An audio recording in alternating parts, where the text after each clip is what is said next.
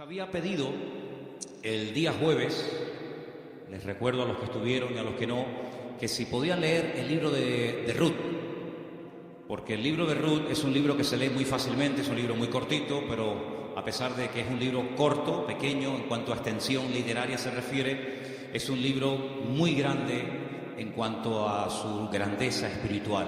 Encontramos unas lecciones realmente maravillosas, Así que en esta tarde vamos a disfrutar de la exposición de la palabra a través del libro de Ruth y vamos a orar en este momentito para pedir la bendición del Señor. Queremos como siempre dar la bienvenida a todos, especialmente a los que probablemente esta tarde estén por primera vez. Yo veo caras nuevas en esta tarde, espero que estén a gusto, que estén cómodos y que podamos disfrutar todos de la palabra del Señor en este momento. Padre Celestial, te damos muchas gracias por este tiempo hermoso de alabanza, de adoración que hemos tenido. Gracias, Padre, por este lugar que tú nos has provisto para alabar y adorar tu nombre. Queremos pedirte en esta tarde que bendigas, Señor, este estudio de tu palabra, que seamos buena tierra donde pueda ser sembrada tu bendita y poderosa palabra. Quita todo obstáculo, todo impedimento, abre nuestra mente, nuestro corazón, nuestro oído espiritual, para que podamos aprender y descubrir las maravillas de tu palabra, Señor. Ponemos delante de ti, pedimos tu bendición, que todo cuanto aquí se haga y se diga sea para tu gloria y tu honra. Gracias también por los hermanos de diferentes naciones que en este momento a través de internet están en sus hogares, en sus países, también escuchando tu palabra. Bendícelos también a ellos y a todos y a cada uno de nosotros. Aquí estamos para aprender de ti. En el nombre de tu amado Hijo Jesús. Amén y amén. Vamos al libro de Ruth, por favor, rápidamente. Ya se han leído unos versículos en esta tarde. Para los que han leído el libro, saben perfectamente que es un libro que está a continuación de la historia de los jueces, lo cual no significa que ya la historia de los jueces pasó al pasado, a la historia, y comienza una etapa nueva, sino que la historia de la familia de Elimelech y su esposa, Noemí, y de sus hijos, se lleva a cabo durante el período de los jueces. La mayoría de los comentaristas dicen que pudo ser, por lo que a continuación les voy a leer, que lo que le ocurrió a Elimelech y a Noemí y a su familia fue probablemente durante el tiempo de Gedeón, el juez llamado Gedeón. Por una sencilla razón, porque dice en el libro de los jueces que durante el tiempo de Gedeón, el pueblo de Israel hizo lo malo ante los ojos del Señor. Y el Señor ya les había dicho muy claramente que una de las cosas que le podían ocurrir en el futuro, que de hecho ocurrió, es que vendría hambre a la tierra. Y curiosamente, si leemos la historia de todos y de cada uno de los jueces, que es una historia de casi 300 años, muy larga, encontramos que en el tiempo, en el periodo de Gedeón, fue cuando hubo hambre. Dice que eran los madianitas, que subían de su país, subían de la parte donde ellos estaban, y dice que subían justamente en el tiempo de la cosecha y arrasaban con todo. Dejaban al pueblo muerto de hambre, el pueblo entró en una crisis económica, la gente tuvo que ir al monte a esconder en cuevas, y es cuando ellos claman al Señor y el Señor levanta a Gedeón. Así que ya nos hemos situado. La historia que vamos a contar esta tarde se llevó a cabo probablemente durante el tiempo del juez llamado Gedeón. Los personajes principales que aparecen en el capítulo 1 ya los conocéis. Elimelech, que es el padre de la familia, cuyo nombre significa mi Dios es rey. Eli, mi Dios, Melech, rey. El nombre de su esposa es Noemí, significa dulce, significa placentera. Tenía dos hijos. El mayor se llamaba, como dice aquí, versículo 2 de Ruth capítulo 1, Malón y Kelión. Malón significa débil, enfermizo. Probablemente era un joven, un niño que desde pequeñito fue muy enfermito, y los padres lo vieron así muy flaquito, muy raquítico, y le pusieron este nombre que espero que no se le ocurra ponerle a ninguno de ustedes a sus hijos. ¿Cómo se llama el niño? Enfermito, debilucho.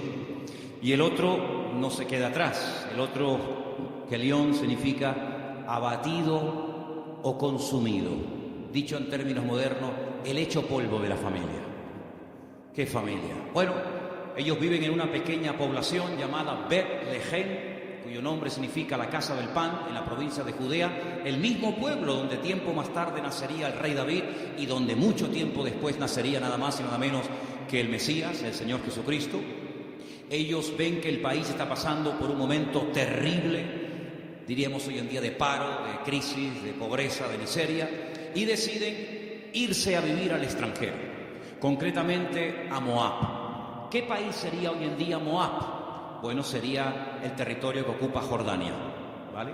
Hay muchos lugares desde Israel, estando uno viajando por la carretera de Israel, que lo que separa a Jordania de Israel es simplemente la frontera natural del río Jordán y la frontera natural del Mar Muerto. Si tú estás en Israel y ves perfectamente Jordania enfrente de ti. Bueno, pues a ese país llamado Moab, en aquel momento, es donde Elimelech dice, bueno, vámonos de aquí porque aquí nos vamos a morir de hambre, no hay trabajo, no, hay hambre, hay escasez, y se van a vivir a Moab. Los moabitas, como ustedes saben, es para situarnos un poquito, los moabitas eran descendientes de una de las hijas de Lot.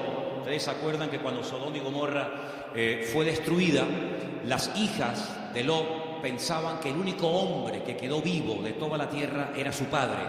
Y entonces ellas deciden emborrachar a su padre, mantienen relaciones con él, y de esa manera pues la raza humana no se extinguiría. Y entonces una queda embarazada, la mayor, su hijo lo llaman Moab, de ahí vienen todos los moabitas, todos los que son hoy en día de Jordania, y también los amonitas, la otra hija.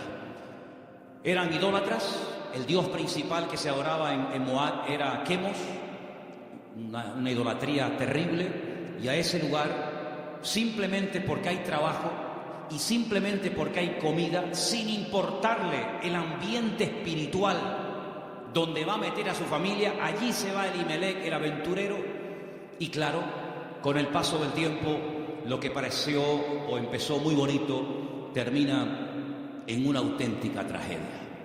La Biblia nos enseña que el padre muere, Elimelech muere, no sabemos de qué. Noemí quedó viuda, pero tenía 2 hijos, y los hijos eran los responsables de cuidar de sus padres cuando estos eran mayores o quedaban viudos. Pero con tan mala suerte, dirían algunos, que sus 2 hijos, da a entender el texto que murieron los 2 en el mismo tiempo, el mayor y el menor. Los judíos entienden que esto fue una especie de castigo o de consecuencia de haber depositado su confianza en los campos de Moab en vez de en el Dios vivo. Y es que yo creo que problemas vamos a tener siempre durante toda la vida. Ahí no está la cuestión. La pregunta es, ¿cómo vamos a reaccionar los creyentes cuando tengamos problemas? Porque cómo reacciona la gente del mundo, ya lo sabemos. Pero ¿cómo debe de reaccionar un hijo, una hija de Dios, una familia cristiana, creyente en el Señor, cuando vienen tiempos difíciles? De paro, de enfermedad, de muerte, de separaciones de los padres o problemas económicos. ¿Cómo vamos a reaccionar ante la adversidad? Bueno, no se le ocurrió otra cosa a Elimelech que decir, vámonos de aquí y nos vamos a Moab y empezamos de cero. Bueno, esos eran sus planes, pero dice la Biblia que a veces nuestros pensamientos no son los pensamientos de Dios. Y allí, de la noche a la mañana, hermanos, aquello que empezó tan bonito terminó siendo una auténtica tragedia. 3 viudas, Orfa, la que se casó con uno de los hijos de Elimelech y Noemí, Ruth, la otra que se casó con otro hijo, y también Noemí. 3 mujeres solas ante el peligro. En aquella época no había pagas, ni había ayudas del gobierno ni del Estado para mujeres viudas. Ya el Señor en su palabra, como vamos a ver en esta tarde, había organizado un sistema para ayudar a los más necesitados, a los colectivos más desfavorecidos, como eran las viudas, los huérfanos, también, como no, los extranjeros. Vamos a verlo dentro de un momento. Pero Noemí decide regresar. Ahora, si ustedes han leído detenidamente el libro, se van a dar cuenta que lo más probable es que las propiedades, sobre todo las tierras que eran en su día de Elimelech, él las tuvo que vender o hipotecar para poder marcharse con su familia al extranjero. Eso es algo que ha hecho muchísima gente que han venido de otras naciones. Tal vez en esta tarde hay alguien aquí entre nosotros que dice, pues eso es lo que yo he tenido que hacer. He tenido que hipotecar mi casa o pedir un préstamo a un banco o vender un terreno que yo tenía en Bolivia, en Argentina, en Ecuador, en Brasil o donde fuera para poder venir a España, a Europa y empezar una vida nueva. Evidentemente eso lo tuvieron que hacer ellas, porque después vamos a ver que efectivamente eso fue lo que pasó. Así que ya no tienen propiedades, ya no tiene marido, ya no tiene hijos y ahora no solamente está viuda, sino que ahora ya tiene unos cuantos años encima y el presente y el futuro es realmente terrible, terrible. Las dos nueras le dicen, no te preocupes, nosotras vamos a ir contigo, te vamos a apoyar, te vamos a sustentar, pero hay un momento en el que Noemí se vuelve y les dice las siguientes palabras. Estamos en Ruth capítulo 1. Noemí le dice en el versículo 8 a sus dos nueras, andad, volveos cada uno a la casa de su madre, que el Señor haga con vosotros misericordia, como la habéis hecho con los muertos, sí, con vuestros maridos y conmigo. Que el Señor os conceda hallar descanso, cada uno en la casa de su marido. Luego las besó y ellas alzaron la voz y lloraron. Realmente la tristeza, el desánimo, la depresión, la angustia, el miedo se había apoderado de estas tres pobres mujeres. Y ellas le dijeron, versículo 10, ciertamente nosotras, fijaros tan plural, nosotras iremos contigo a tu pueblo. Verso 11, Noemí les respondió y les dijo, volveos, hijas mías, ¿para qué habéis de ir conmigo? ¿Tengo yo más hijos en el vientre que puedan ser vuestros maridos? Volveos, hijas mías, e idos, porque yo ya soy vieja para tener marido. Y aunque dijese, esperanza tengo, y esta noche estuviese con marido, y aún diese a luz hijos, ¿habíais vosotras de esperarlos hasta que fuesen grandes? ¿Habéis de quedaros sin casar por amor a ellos? No, hijas mías, que mayor amargura tengo yo que vosotras, pues la mano del Señor ha salido para mí. Ellas alzaron su voz otra vez, lloraron, y Orfa besó a su suegra, mas Ruth se quedó con ellas. Ay, amigo, ya se produce una ruptura.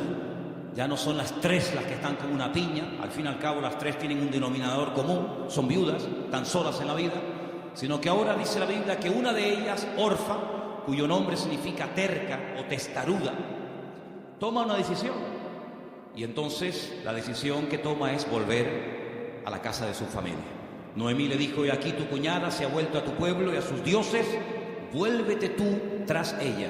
A mí me llama la atención que la Biblia destaca no solamente el hecho de que ella vuelve a su familia, lo cual en cierto sentido es lógico, ¿verdad? Y normal, sino que añade algo que es muy significativo. Dice, ella se ha vuelto a su casa, a la familia de sus padres y a sus dioses. Yo dije al principio en la introducción que en Moab no se adoraba al Dios de Abraham, de Isaac y de Jacob. No era el Dios vivo al que se adoraba. Eran idólatras. Adoraban como Dios principal a Quemos, seguramente a otros más, a Baal, a Astarot, y sabe Dios a quién más. Por lo tanto, cuando ella se va a la casa de su familia, vuelve otra vez a practicar y adorar los dioses que probablemente, no tenemos 100% de seguridad para asegurar esto, ella había dejado de adorar durante el tiempo que estuvo casada con uno de los hijos de Noemí. Ella vuelve otra vez atrás y vuelve otra vez, permítame la expresión, es una expresión bíblica, vuelve otra vez al vómito. Y a mí me hace recordar la historia de Orfa. No voy a hablar mucho de ella, pero sí quisiera destacar que, ¿saben a quién me recuerda Orfa? Cuando estaba preparando todo esto para el día de hoy compartir con ustedes, me venía a la cabeza el joven rico. ¿Os acordáis de la historia del joven rico? Un chico aparentemente que quería saber la verdad, que quería crecer, que quería respuestas a sus preguntas y a sus dudas.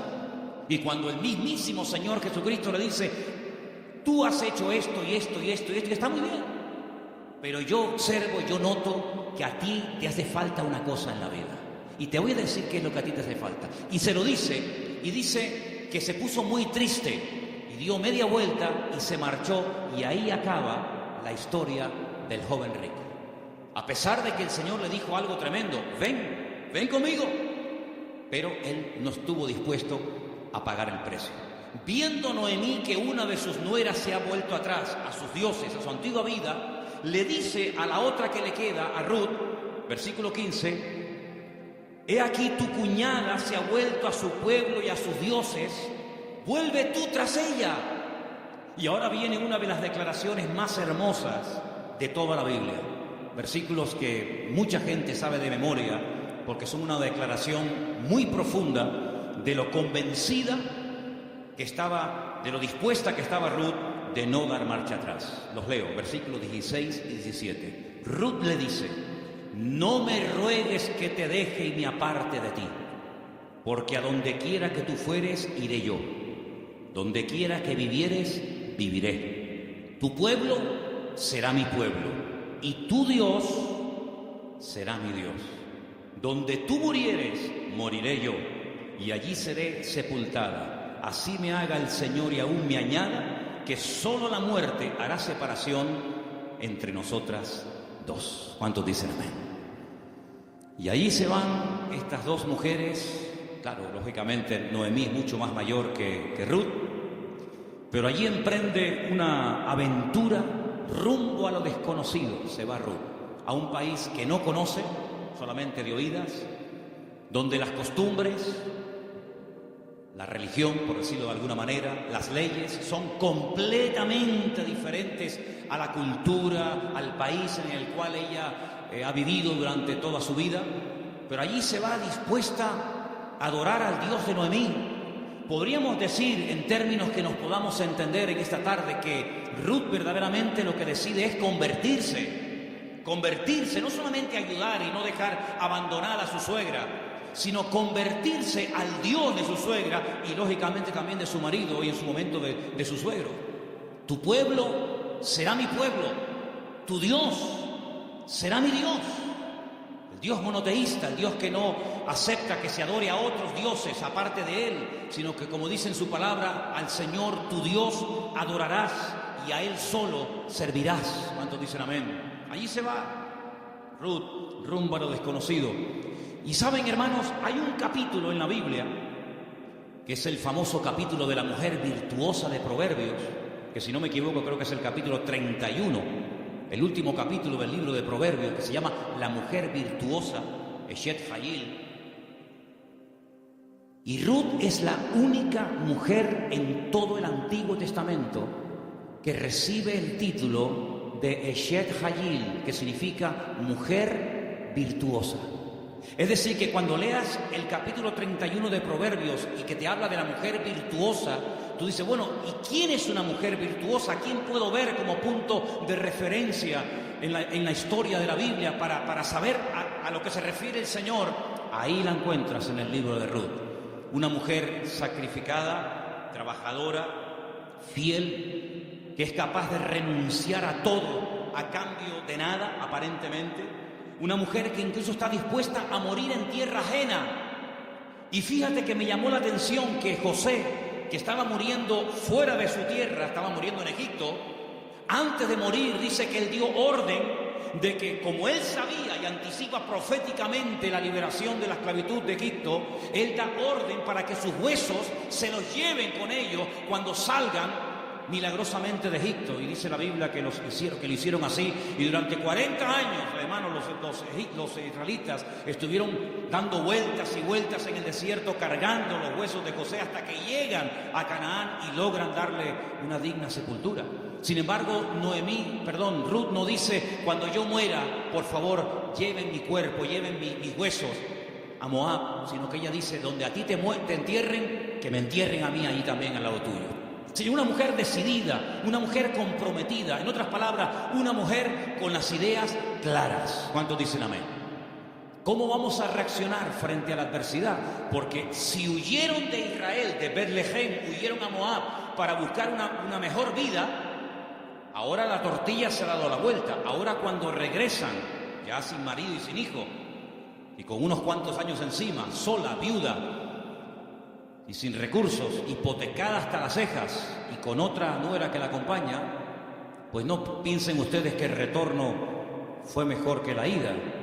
Es más, dice la Biblia que cuando la vieron entrar por el pueblo de Betlehem, toda la ciudad se echó a la calle diciendo: madre mía, podríamos utilizar el refrán popular nuestro que dice: ¿quién te ha visto y quién te ve? La mujer salió, o las mujeres salían al encuentro a saludarla y le decían: Noemí, Noemí, tantos años sin saber de ti, vienes sin marido, vienes sin hijo, vienes enferma, golpeada, herida por la vida. Y ella decía: no, por favor, no me llaméis nunca más, no me llaméis más Noemí, porque yo no tengo placer, no tengo contentamiento, ya no me alegra, ya no me llena nada en la vida. Por favor, llamadme Mará, Mará, que significa mujer amargada o afligida. ¿Qué te parece? Y ahora uno dice: bueno, ¿y ahora qué? ¿Ahora qué? ¿A qué se van a dedicar estas mujeres? Ahora sí quiero que vayamos al libro de Levítico, donde hay unos versículos que pocas veces se leen, pero vamos a ver que son muy interesantes, porque en ese pasaje de Levítico, capítulo 19, del 9 al 10, no sé si ustedes lo tenían buscado, ¿no? Capítulo 19 de Levítico, vamos a leer una ley que solamente existía en el pueblo de Israel en aquel tiempo, y es una ley tan extraordinaria, tan increíble, que fue lo que ayudó en cierto sentido a restaurar la vida de Ruth y de Noemí en aquel nuevo país para ella. Levítico capítulo 19, versículos 9 y 10, el Señor dice en su palabra: cuando ciegues la mies de tu tierra, no segarás hasta el último rincón de ella, ni espigarás tu tierra segada. No rebuscarás tu viña, ni recogerás el fruto caído de tu viña. Para el pobre y para el extranjero lo dejarás, dice el Señor. ¿Qué es lo que hacía la gente? Cuando iba a coger la cosecha, arrasaban con todo. Y si se caía un racimo de uvas, o se caía una espiga de trigo, o de cebada, o de lo que fuera, daban marcha atrás y lo recogían. Y si alguien se metía en aquel campo después del tiempo de la siega, estaba pelado, no había nada. Sin embargo, el Señor dice: ustedes van a ser diferentes. Esto es una ley donde el Señor muestra su amor y su compasión por el pobre, por el huérfano, por la viuda, por el extranjero, por el que no tiene prácticamente ningún recurso para buscarse la vida, como el caso de Ruth y de Noemí. Ustedes, cuando vayan a segar, no sean avariciosos, no quieran acapararlo todo. Oye, si se cae una espiga, déjala.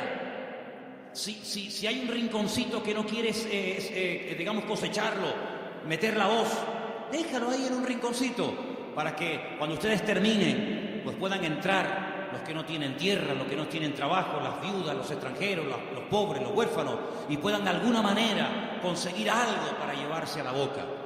Y eso es lo que utiliza Ruth. Como ella sabe, evidentemente por los labios y por la influencia buena de Noemí sobre ella, le dice: vete a espigar, vete hoy a buscar la vida. Noemí, ¿a dónde va a ir la pobre? Si la pobre ya está vieja, está enferma, está cansada, está desanimada. Pero allí se va Ruth. Y si ustedes han leído el libro, dice que se va antes de la salida del sol, y cuando llega la noche aún está espigando en el campo. Es increíble. Ella podía haber recogido menos, pero ella está recogiendo para ella y también para su suegra Noemí. Y hay un momento en el que la invitan a comer. El dueño del terreno, un tal Booz, del cual hablaremos ahora, dice ¿esta mujer quién es? Dice: esta es la nuera de Noemí, lleva todo el día trabajando. Dice: denle de beber agua. Y cuando llega la hora del almuerzo, cuando llega la hora de la comida, la Biblia dice que la invitan a comer. Y ella dice que comió hasta saciarse, pero hay un momento en el que le sobra comida, y en vez de tirarla a la basura, como la mayoría de la gente hace cuando le sobra comida, dice que ella la guarda. Y cuando llega la noche a la casa de Noemí, dice que le enseña un efa. Un efa son 35 kilos. en este caso de cebada, y dice, mira, esto es lo que yo hoy he espigado, después lo he tenido que desgranar para hacer la harina, y no solamente eso, sino que te traigo la comida que me sobró al mediodía, te la traigo para que tú comas. Cuando le pregunta a la suegra, ¿en qué campo tú has estado hoy? ¿Dónde has trabajado? Y le dice, he trabajado en el campo de un tal Booz, y me ha tratado muy bien. Le ha dado orden a sus criados, a los jornaleros, de que no se metan conmigo, de que no se rían de mí, de que me traten bien, de que no me hagan pasar vergüenza. Y le dice Noemí, pues si en ese lugar te ha ido bien, sigue ahí. Eso me llama mucho la atención. Dice, no cambies de campo. Si en un sitio te ha ido bien, ¿para qué ir a otro sitio? Ayer estábamos en el sur y hablando con un señor venezolano que ha montado un negocio, me dijo una frase que yo en mi vida había oído y nos gustó mucho y nos impactó. Y dijo, nunca vuelvas al lugar donde un día fuiste feliz. Porque si vuelves a un lugar hace años donde fuiste feliz, nunca más volverás a experimentar la felicidad que añoras. Y me impactó aquello. Y me vino a la cabeza el texto que dice, nunca digas que los tiempos pasados fueron mejor que el tiempo presente. Dice, porque no hablarás con sabiduría. Pero Noemí se da cuenta de que hay un hombre que se llama Booz, y resulta que se da cuenta la viuda Noemí de que ese tal Booz, cuyo nombre significa mi fortaleza, resulta que es Goel. Ahora hablaremos de esta palabra, que es una palabra de vital importancia en la Biblia. Aprendan de esa palabra. Viene del verbo Gaal. El verbo Gaal en hebreo significa libertar. Goel es la palabra que se traduce al castellano por la palabra redentor. Ahora vamos a ver lo importante que era la figura del Goel, porque en cierto sentido vamos a ver que Booz es un tipo de Cristo. Fíjense qué importancia tiene esto.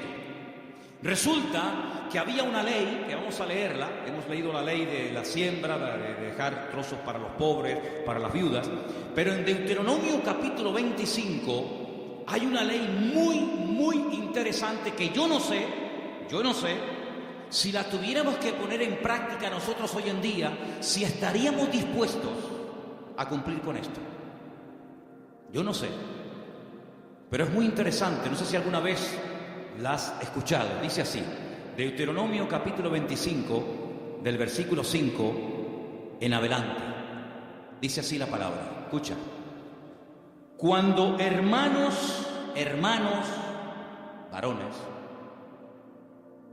habitaren juntos y muriere uno de ellos, como el caso de Malón y Kelión, que eran hermanos que vivían juntos, si muere uno de ellos y no tuviere hijos, la mujer del muerto no se casará con hombre extraño. Su cuñado se llegará a ella y la tomará por mujer y hará con ella parentesco. Y el primogénito que ella diere a luz sucederá en el nombre de su hermano muerto, para que el nombre de éste no sea borrado de Israel. ¿Entendéis, no? Si el hombre no quisiere tomar a su cuñada, irá entonces su cuñada a la puerta, a los ancianos, y dirá, mi cuñado no quiere suscitar nombre en Israel a su hermano, y no quiere emparentar conmigo.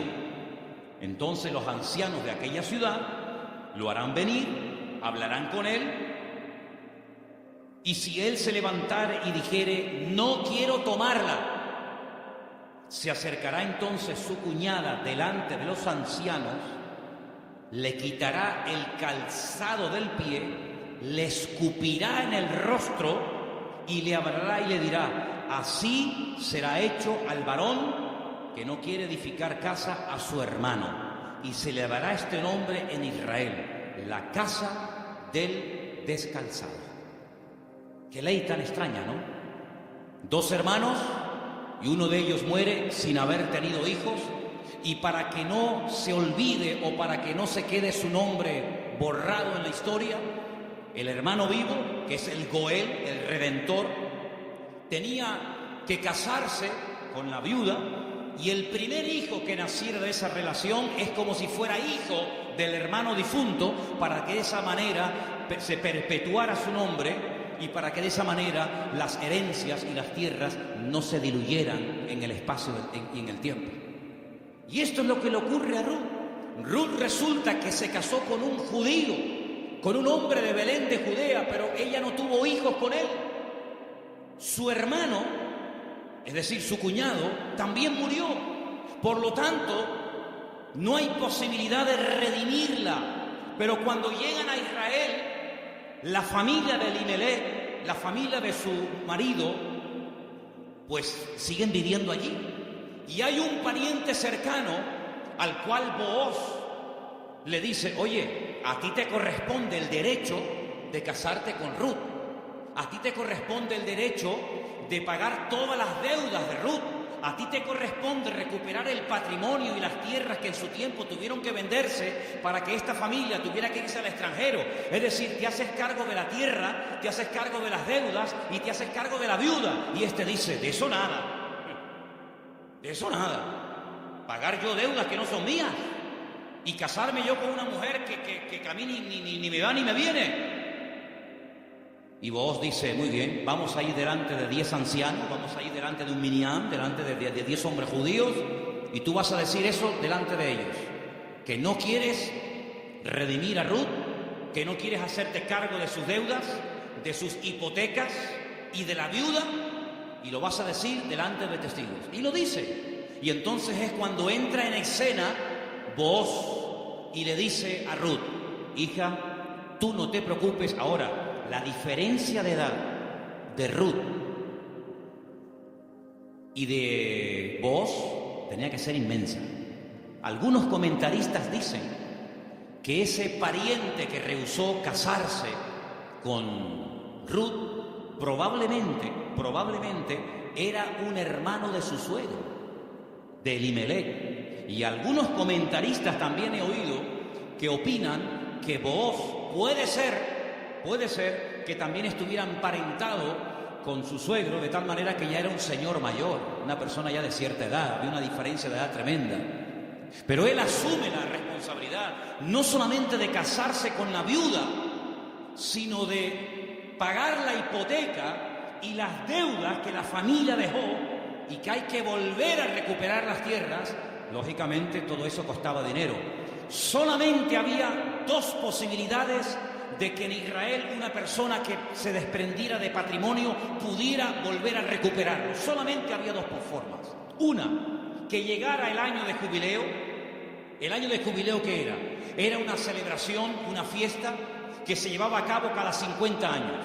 A los 50 años las deudas quedaban anuladas. Y ahí viene una parte del famoso Padre Nuestro. Padre Nuestro, perdona nuestras deudas como nosotros también perdonamos a nuestros deudores. Está inspirado un poco en el año de jubileo. Los que eran esclavos se les daba la libertad. Si alguno no quisiera, había todo un proceso para poder volver a retenerlo. Y si alguien había tenido que vender por cuestiones económicas, por necesidad, una propiedad, un terreno, cuando llegaba el año de jubileo, repito, cada 50 años, bueno, todo volvía otra vez a sus dueños originales. ¿Para qué esta ley?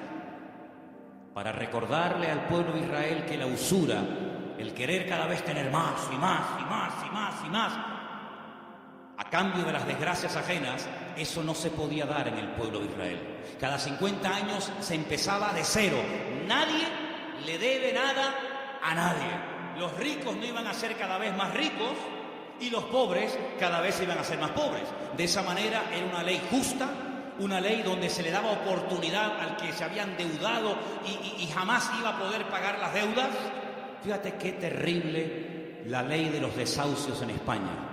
600.000 familias, 600.000 familias, multiplica por 3 o 4 miembros cada familia, estamos hablando ya de millones de personas, tuvieron que dejar la casa que no podían pagar, los padres en algunos trancarle la nómina y un alto porcentaje se lo quitaron. Es decir, un sistema faraónico donde te ofrecían todo los bancos a cambio de nada, y te llamaban y te ofrecían todo llamándote a tu casa, y una vez que te tienen en su territorio te aprieta el nudo, amigo, y de aquí no sales nunca.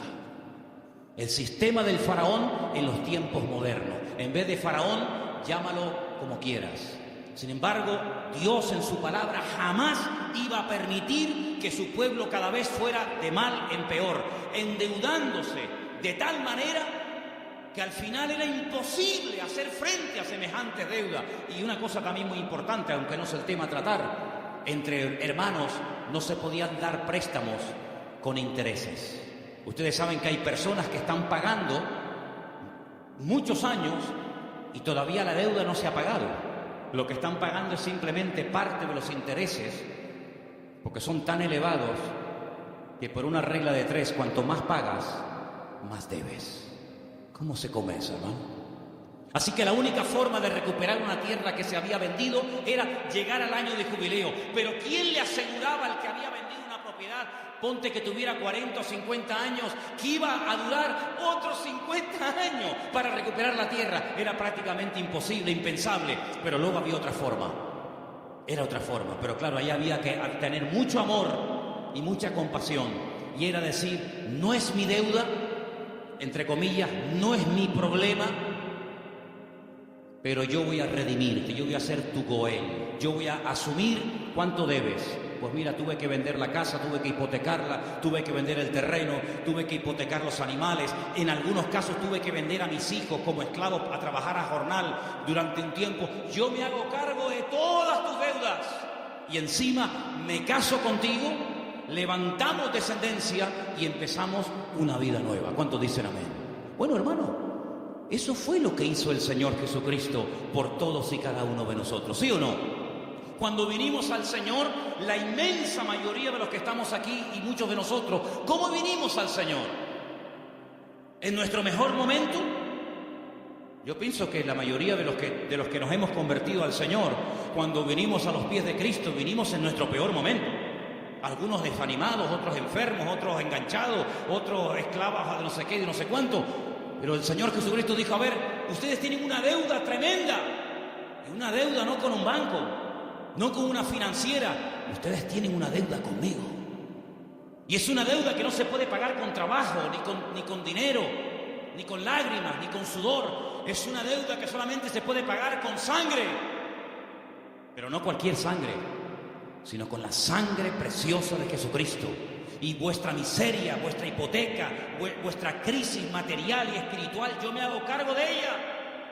Y yo os compro a precio de sangre. Y por eso podemos leer en Primera de Pedro unos versículos tremendos, donde basados en la ley del Goel, el que redimía al que estaba destruido, Pedro dice, tenéis que saber, hermanos queridos, Primera de Pedro 1:18, que habéis sido rescatados. Eso fue lo que hizo Booz por Ruth, rescatarla, redimirla.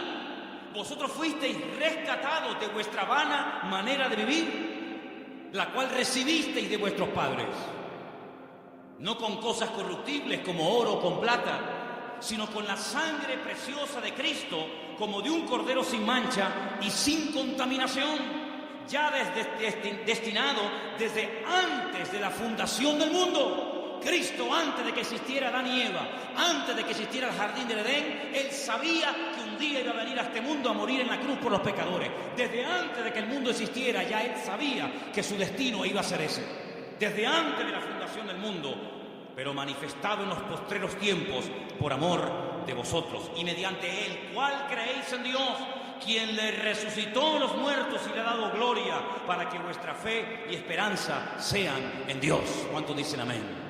Este Booz es un hombre tremendo. Es un hombre que dice, bueno, yo soy rico, tengo tierras, tengo de todo. ¿Qué necesidad tengo yo de meterme ahora, permítame, en estos líos, asumir deudas que yo no contraje? Si Elimelech hipotecó sus tierras y tuvo que vender sus casas, ¿a mí qué me importa?, diría alguno. Y si tuvo que irse al extranjero a buscarse la vida, y si allí murió él y sus hijos, y ahora hay una serie de mujeres que están las pobrecitas sin nada en la vida, ¿yo qué tengo que ver con todo esto? Pero vos no es un hombre frío, insensible. Vos es un hijo de Dios. Y los hijos de Dios tenemos corazón, no solamente cabeza. ¿Cuántos dicen amén? Hay que tener corazón.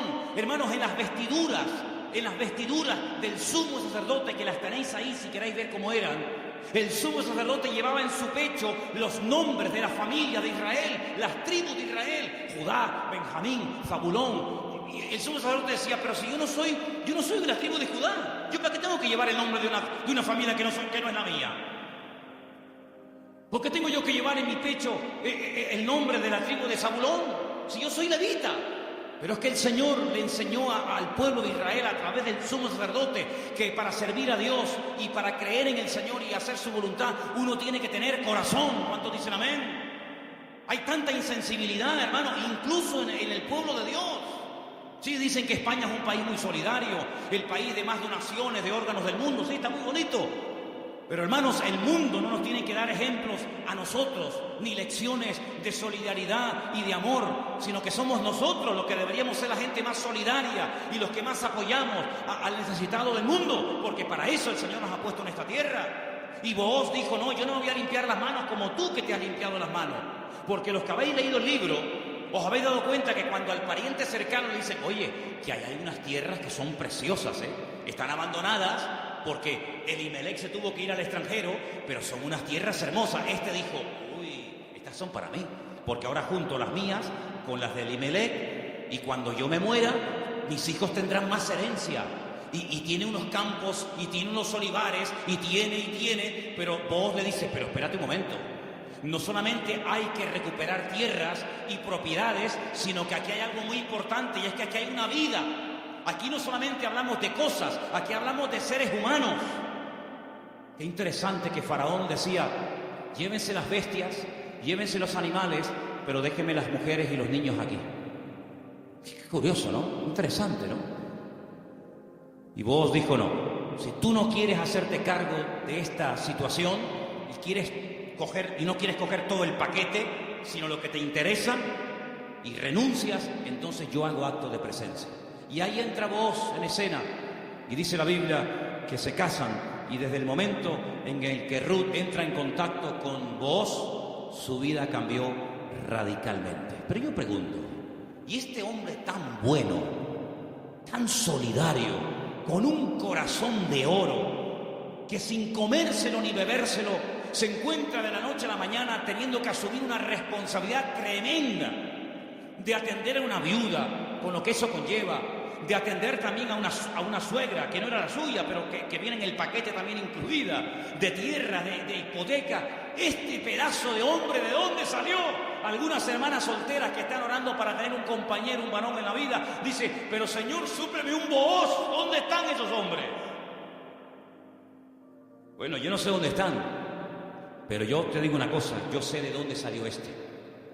¿Sabes de quién es hijo vos? ¿Tú te acuerdas cuando un día el general Josué le dice a dos de sus soldados: vamos a entrar a Canaán, cosa que Moisés no logró hacer?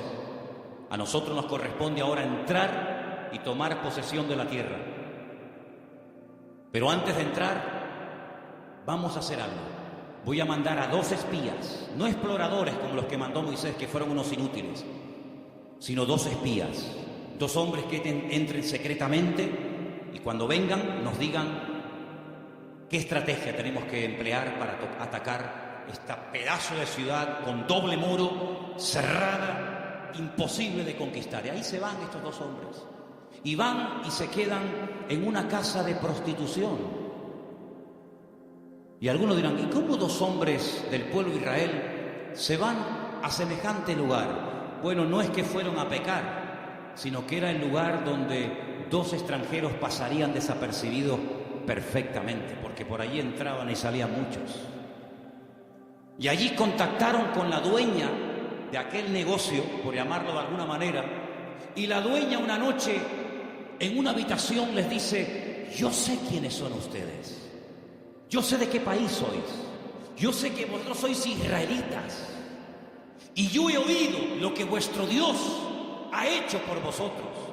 Yo he oído que ustedes salieron de un país llamado Egipto y cuando llegaron a la frontera natural del Mar Rojo que no podían avanzar y el faraón venía detrás, ustedes clamaron al Señor y el Señor les abrió el Mar Rojo y ustedes pasaron por el medio de él. Y cuando el faraón intentó meterse, el Señor cerró las aguas y murieron los ejércitos del faraón.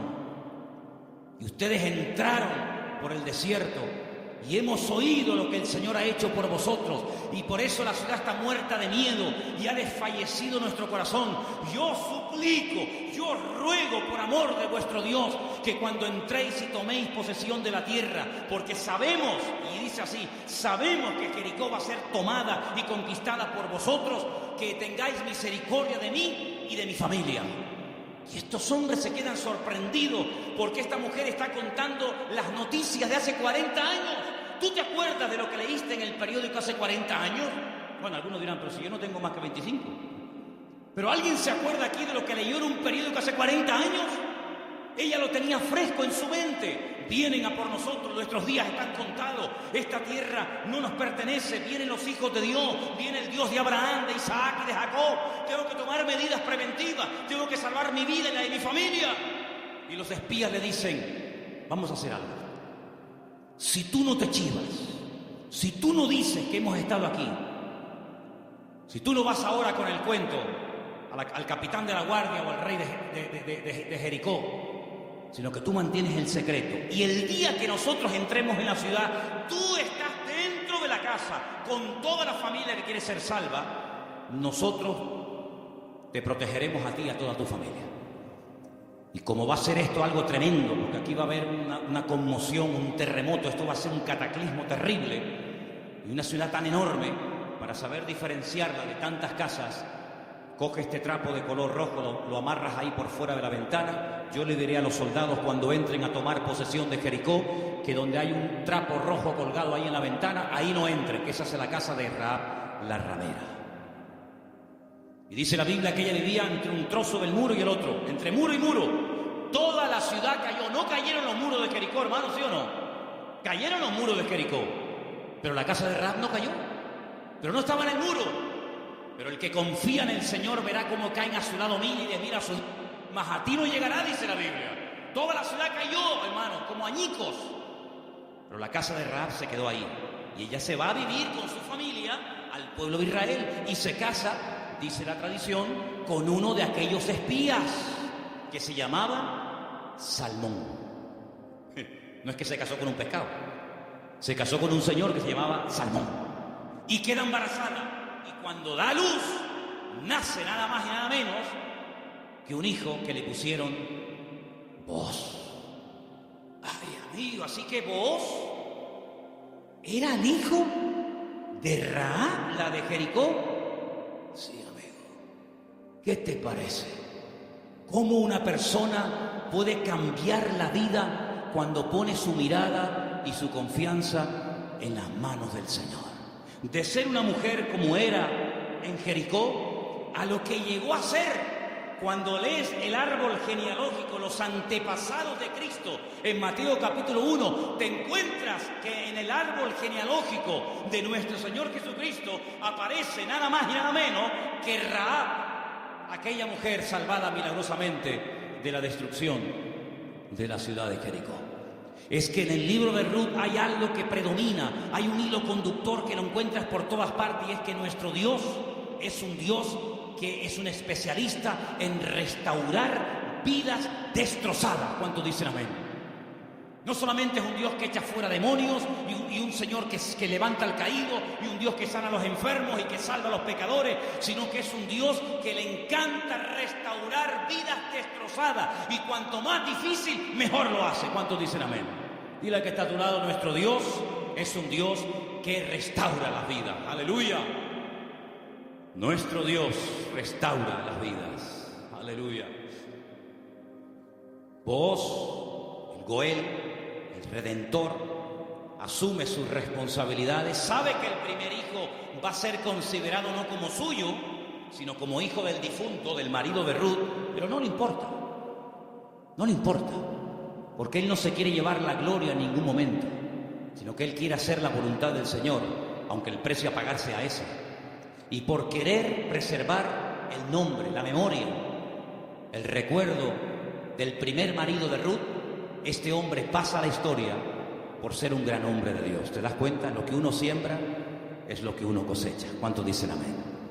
Ahora, no solamente el Goel, el Redentor, era el responsable de pagar las deudas del difunto y recuperar las tierras y casarse con la viuda, sino que hay un elemento que quiero mencionarlo de pasada, no aparece en el libro de Ruth, pero lo quiero comentar, y es que era el responsable de vengar la sangre, era el vengador de la sangre. Es decir, si por ejemplo al marido de Ruth lo hubieran matado, en vez de morir de una enfermedad, como aparentemente parece que murió, lo hubieran matado, Booz tenía la obligación de vengar la sangre del marido de Ruth. Era el que vengaba la sangre derramada inocentemente por cualquier persona. Pero eso no lo quiero tocar, pero también entra dentro de la responsabilidad del Goel. Ahora, hay 3 versículos que vamos a leer en esta tarde que son muy bonitos y muy interesantes, y por favor presten atención. Salmos 119, 154. Defiende mi causa y redímeme, vivifícame con tu palabra. Vuélvelo a leer otra vez, por favor. Defiende mi causa y redímeme, vivifícame con tu palabra. La figura del Redentor, la figura del Goel, estaba tan impregnada en la cultura judía, en la cultura bíblica, que los salmistas, los que escriben salmos y otras porciones de la Biblia, conociendo la importancia de este personaje tan trascendental para poder restaurar vidas destruidas, se inspiran en esa figura, y entonces el salmista, que seguramente es el autor del Salmo 119, el rey David, dice: redímeme, sé tú mi Goel. Fíjate qué importante era la figura del Goel en aquellos tiempos. Proverbios 23:11, por favor. Porque el defensor de ellos es el fuerte, el cual juzgará la causa de ellos contra ti. Ahí está, el Señor haciendo las veces del fuerte, del protector, del que cuida, del que redime, del que ayuda a levantar al que ha tropezado y caído. Realmente es algo realmente extraordinario. Y el último texto, Isaías 41:14.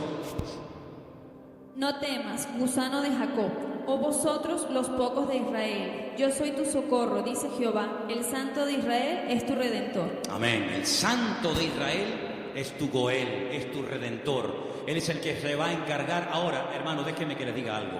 El Goel, el Redentor, ¿de qué se hacía cargo? ¿Solamente de la viuda? ¿Solamente de las deudas? Se hacía cargo de todo. El primero renunció porque quería parte de la tierra, pero no quería asumir la responsabilidad de casarse con la viuda.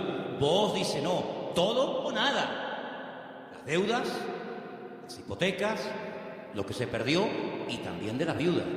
Y hermanos, el Señor Jesucristo, cuando ha venido a nuestra vida, ¿de qué se ha hecho cargo? ¿De perdonar solamente nuestros pecados? Bueno, gloria a Dios, si solamente hubiera hecho eso el Señor, perdonar nuestros pecados y prometernos la vida eterna, bueno, gloria a Dios. Pero hay mucho más que eso. Es que con la salvación, con la conversión, no solamente va incluido el perdón de mis pecados, sino la protección física y espiritual de mi vida. Y Él ha prometido suplir todas mis necesidades. ¿Por qué? Porque es mi Redentor, porque es mi Goel. ¿Quién iba ahora a darle comida y vestido y atender y cuidar y mimar y amar a Ruth? Pues tú, que para eso te has casado con ella, el Goel, el Redentor. Bueno, pues eso es lo que el Señor ha hecho con nosotros. En ciertos sentidos, como que se ha casado Dios con su pueblo. A su pueblo le llama su cuerpo. Ese cuerpo tiene una cabeza que es Cristo. Y Él es el que se encarga de todos y de cada uno de los detalles de nuestra vida. Pues yo no entiendo cuando hay creyentes que tienen una fe muy grande para una cosa y luego para otro dudan. Pero que el Señor se ha hecho cargo y ha comprado todo. Tus deudas, tus enfermedades, tus desánimos, tus miedos, tus angustias, tus complejos, tu pecado, todo lo ha comprado el Señor. Y Él va a hacer una obra total y completa en la vida de todos y de cada uno de nosotros. ¿Cuántos dicen amén? Hermanos, en el capítulo 3 del libro de Ruth, en el versículo 1, me llamó la atención yo estuve leyendo en hebreo todo el libro, y hay palabras que aparecen que son muy, muy interesantes.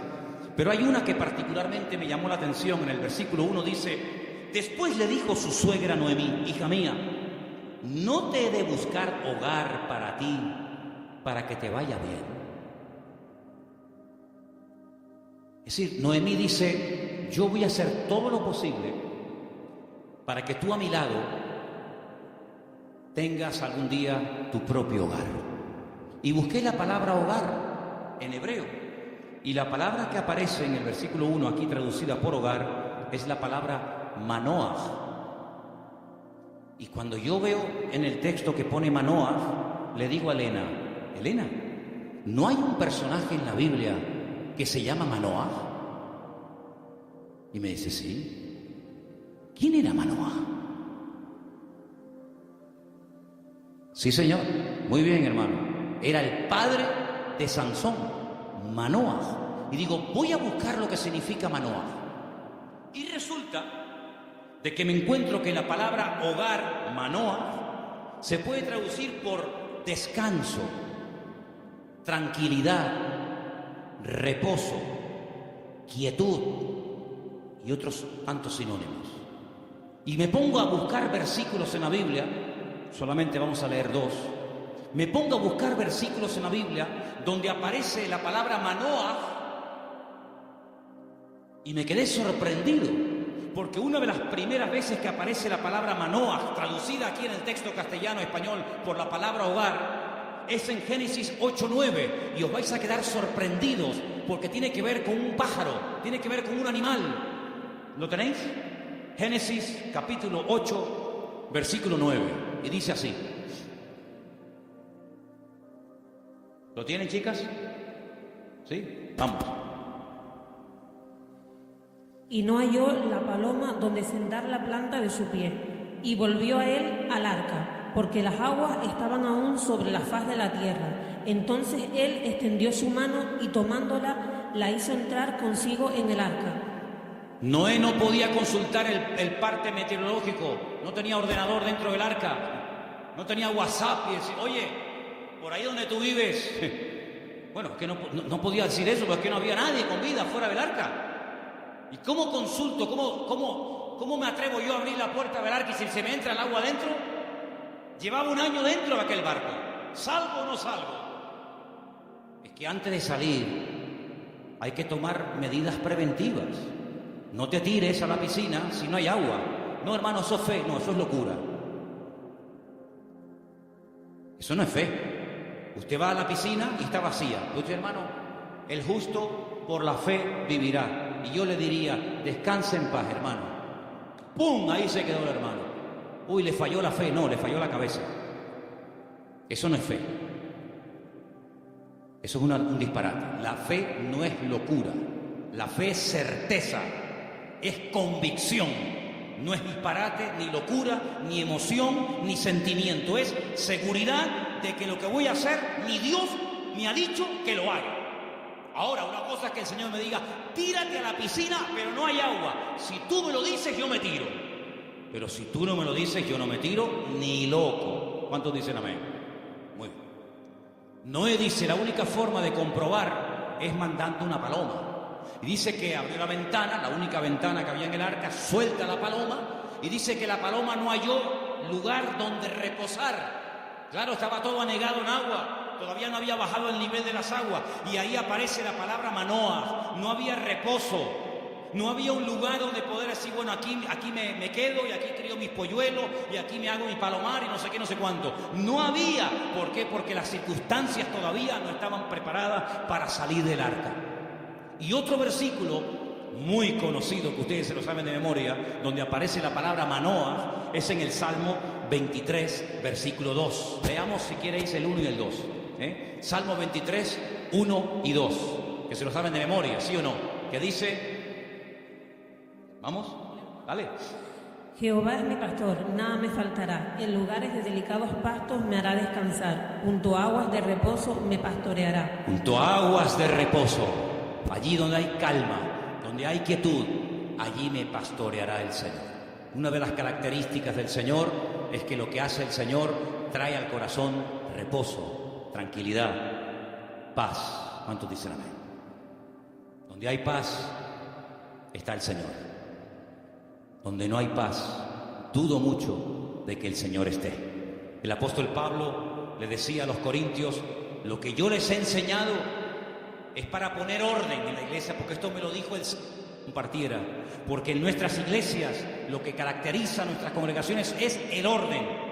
Pero si alguien quiere ser contencioso, allá él.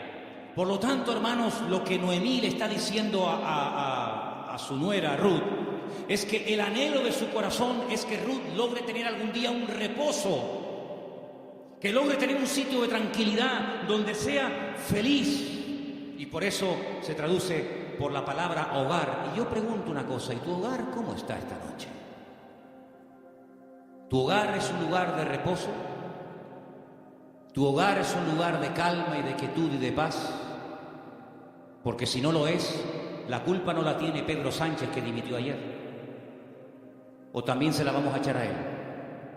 La culpa no es de la izquierda ni de la derecha. Cuando no hay Shalom Bay, como dicen los judíos, cuando no hay paz en el hogar, ¿quién tiene la culpa? La cabeza.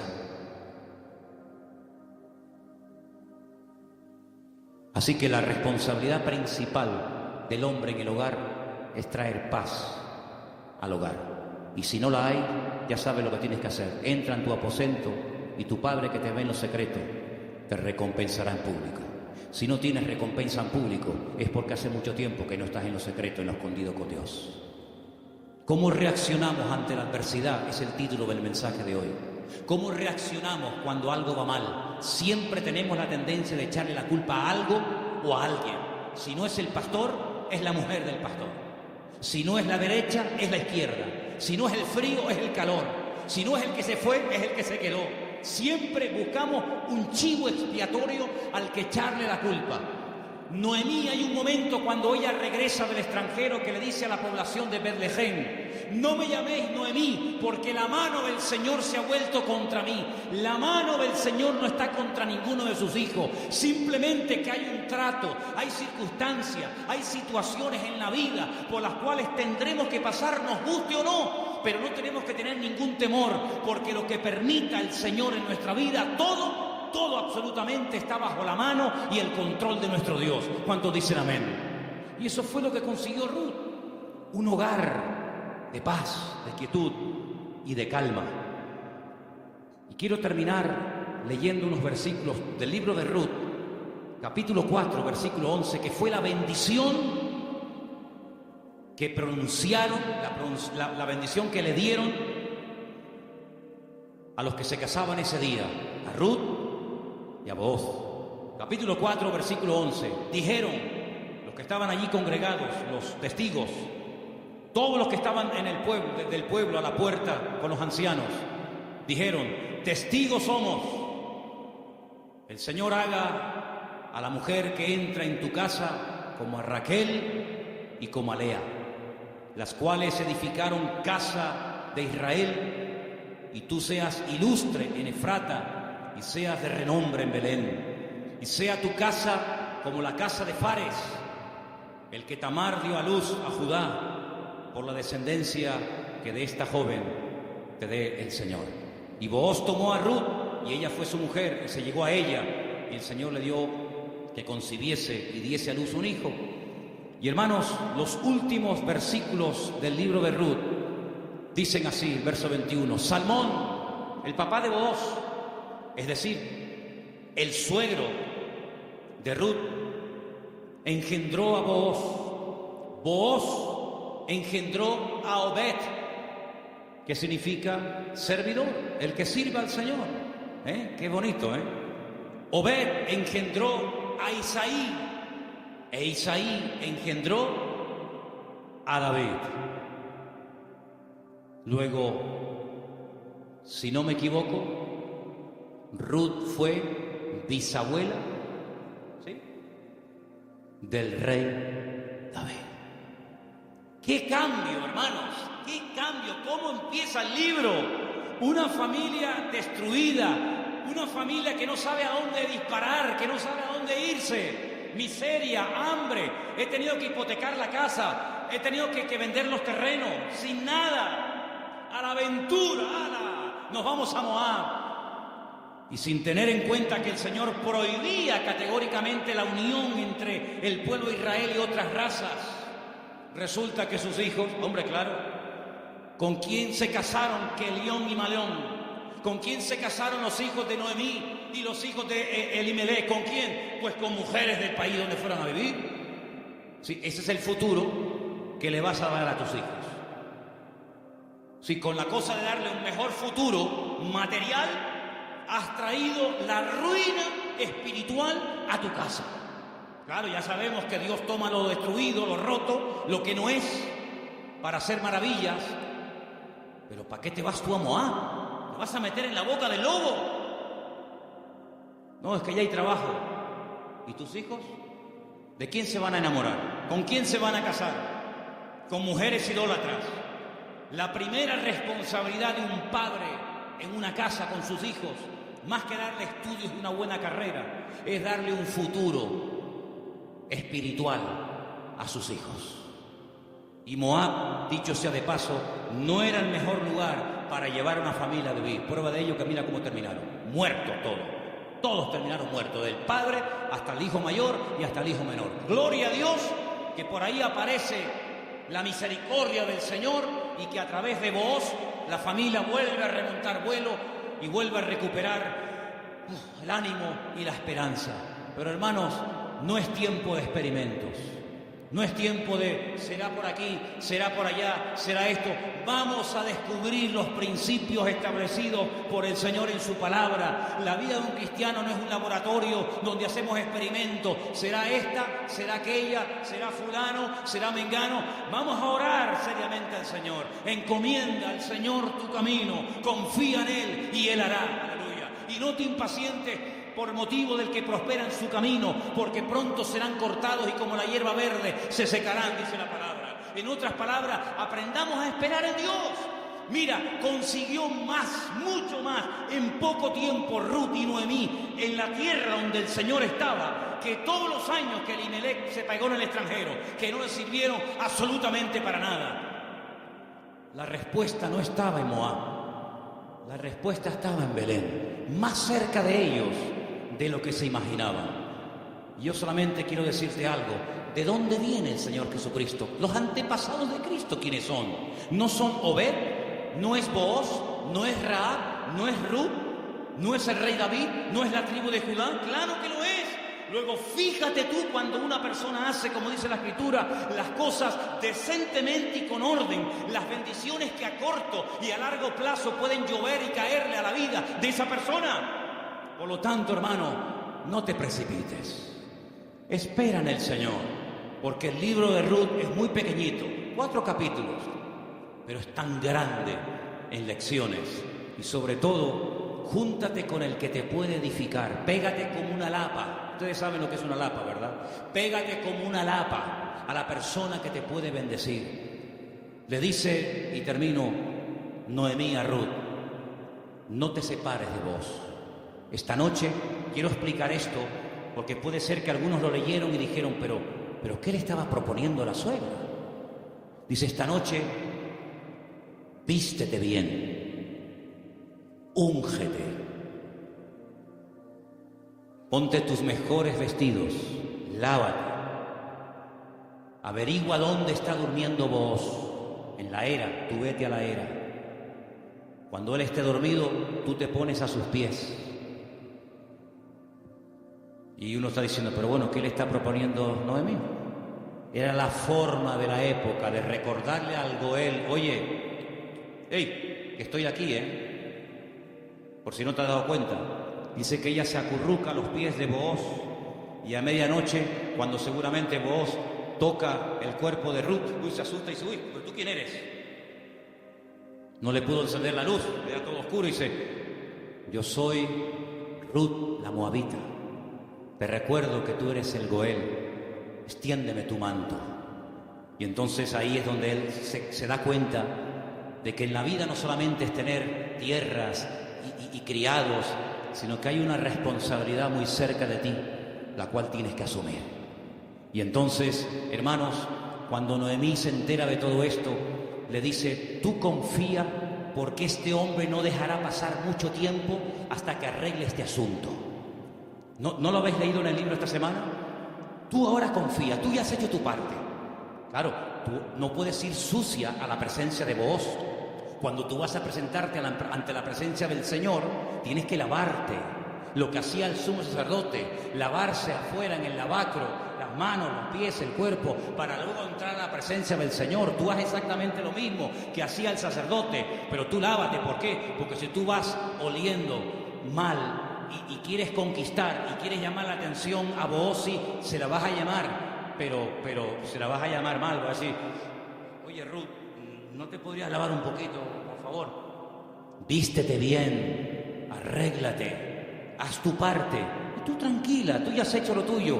Yo te aseguro de que este hombre no dejará pasar mucho tiempo hasta que este tema sea solucionado.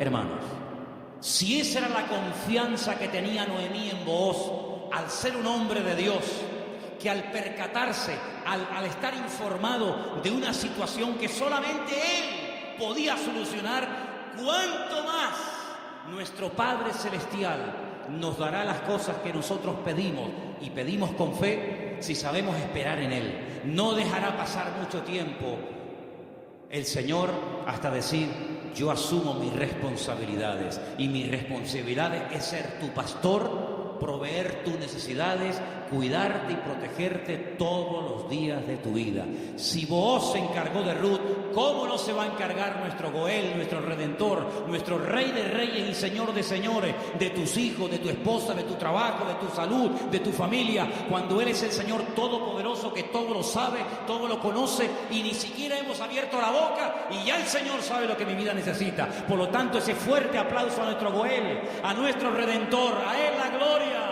Él cuida de mi vida, aleluya. Fuerte ese aplauso al Señor. Él cuida de nuestra vida, hermanos. Amén. Amén, amén, amén, aleluya. Cierra tus ojos, hermano.